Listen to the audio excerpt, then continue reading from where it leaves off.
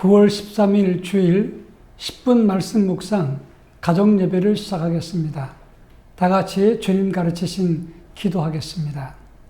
하늘에 계신 우리 아버지, 아버지의 이름을 거룩하게 하시며 아버지의 나라가 오게 하시며 아버지의 뜻이 하늘에서와 같이 땅에서도 이루어지게 하소서. 오늘 우리에게 일용할 양식을 주시고 우리가 우리에게 잘못한 사람을 용서하여 준 것 같이 우리 죄를 용서하여 주시고 우리를 시험에 빠지지 않게 하시고 악에서 구하소서. 나라와 권능과 영광이 영원히 아버지의 것입니다. 아멘. 찬송가 413장 내 평생에 가는 길, 찬송가 413장을 다 같이 부르겠습니다.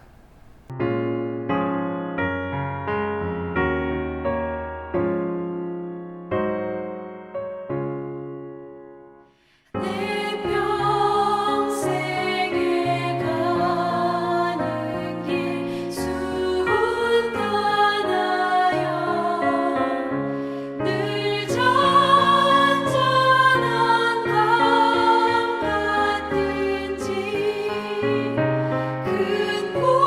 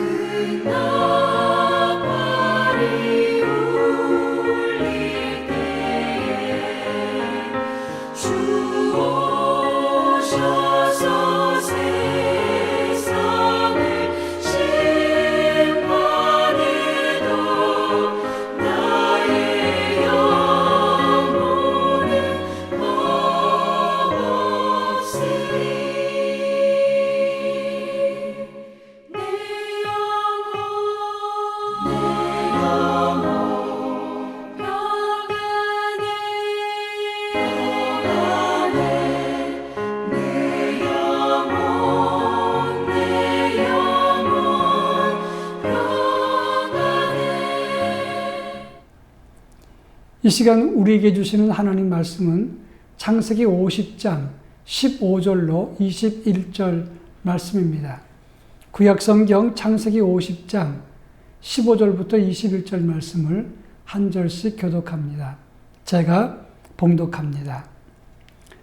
요셉의 형제들이 그들의 아버지가 죽었음을 보고 말하되 요셉이 혹시 우리를 미워하여 우리가 그에게 행한 모든 악을 다 갚지나 아니할까 하고 요셉에게 말을 전하여 이르되 당신의 아버지가 돌아가시기 전에 명령하여 이르시기를 너희는 이같이 요셉에게 이르라 내 형들이 내게 악을 행하였을지라도 이제 바라건대 그들의 허물과 죄를 용서하라 하셨나니 당신 아버지의 하나님의 종들인 우리 죄를 이제 용서하소서 하매 요셉이 그들이 그에게 하는 말을 들을 때에 울었더라. 그의 형들이 또 친히 와서 요셉 앞에 엎드려 이르되 우리는 당신의 종들이니이다. 요셉이 그들에게 이르되 두려워하지 마소서 내가 하나님을 대신하리이까. 당신들은 나를 해하려 하였으나 하나님은 그것을 선으로 바꾸사 오늘과 같이 많은 백성의 생명을 구원하게 하시려 하셨나니 당신들은 두려워하지 마소서 내가 당신들과 당신들의 자녀를 기르리이다 하고 그들을 간곡한 말로 위로하였더라. 아멘.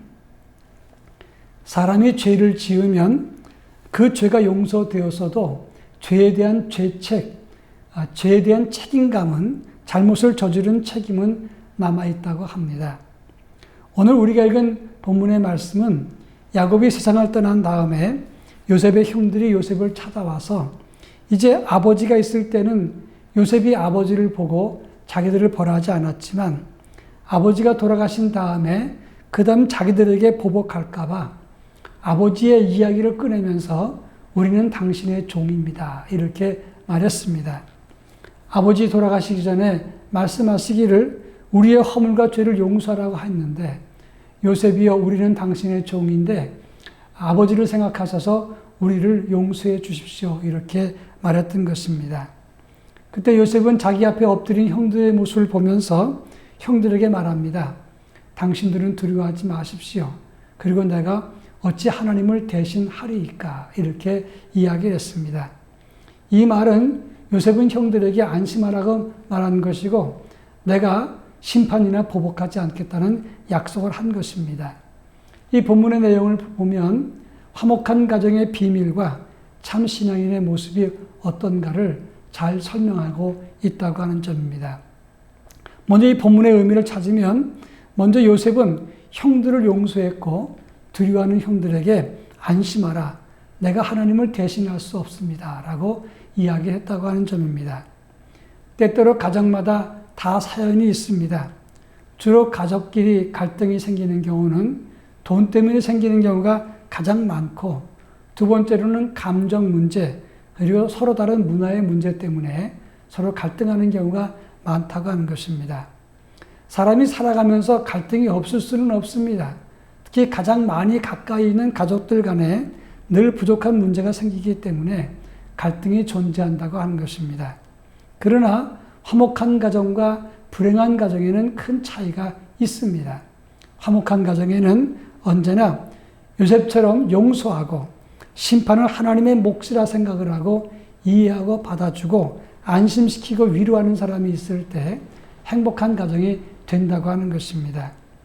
당신이 그때 그렇게 잘못했지요.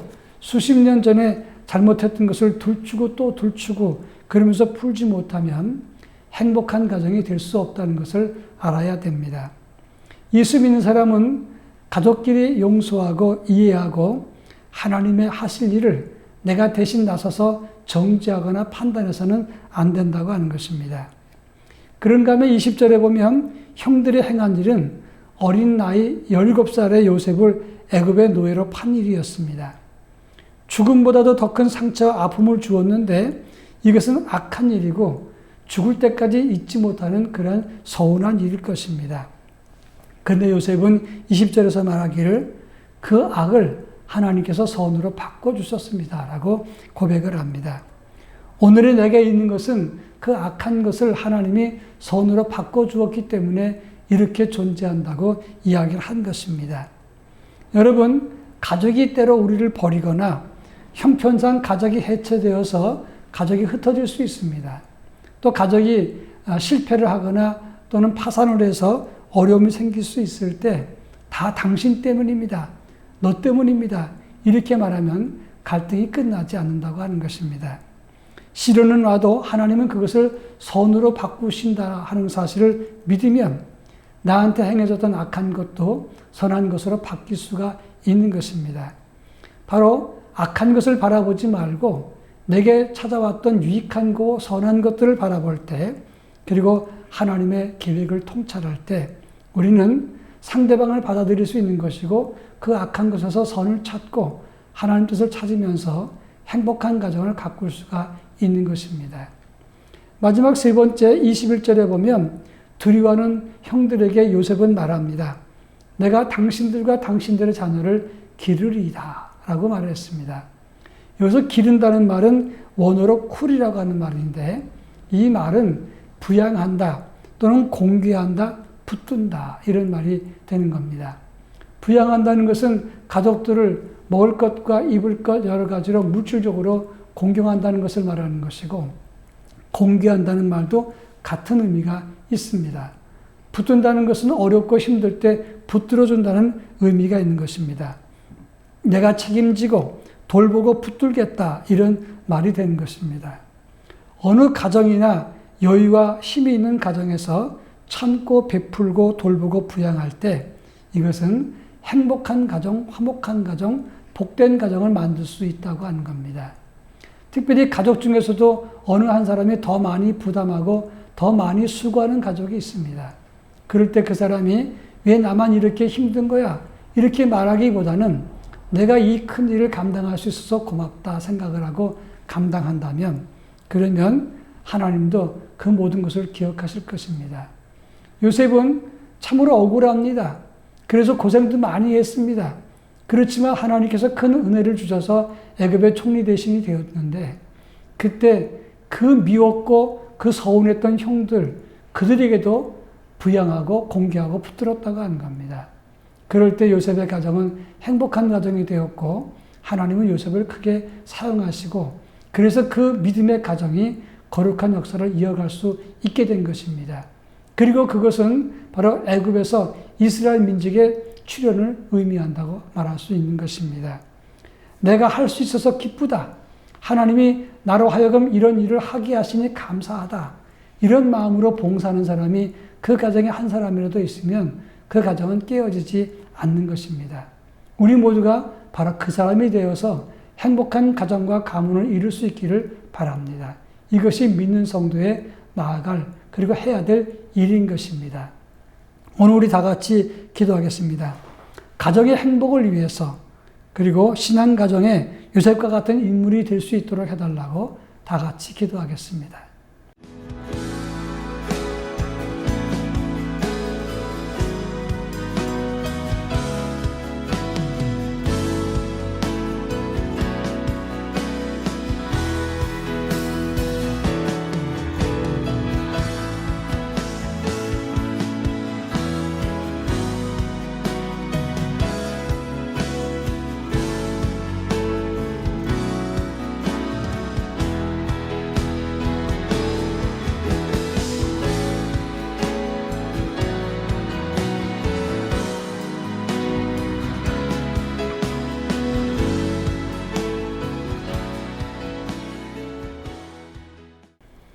사랑 많으신 하나님 아버지 감사합니다.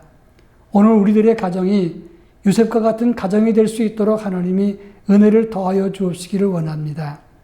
가정이 행복해지고 서로 받아주고 용서해주고 이해하고 격려해주고 붙들어주는 아름다운 가정이 되게 해 주시옵기를 원합니다. 특별히 우리 가정이 요셉과 같이 많은 것들을 담당하고 누군가를 덮어주고 누군가를 공개하고 베풀어주는 그런 중심 가정이 될 수 있도록 저희들에게 은혜를 덧입혀 주옵소서. 오늘 거룩한 성의를 믿음으로 성수하며 하나님께 온 가족이 나아가는 복된 예배의 가정 되도록 이끌어 주시옵소서. 예수님의 이름으로 기도합니다. 아멘.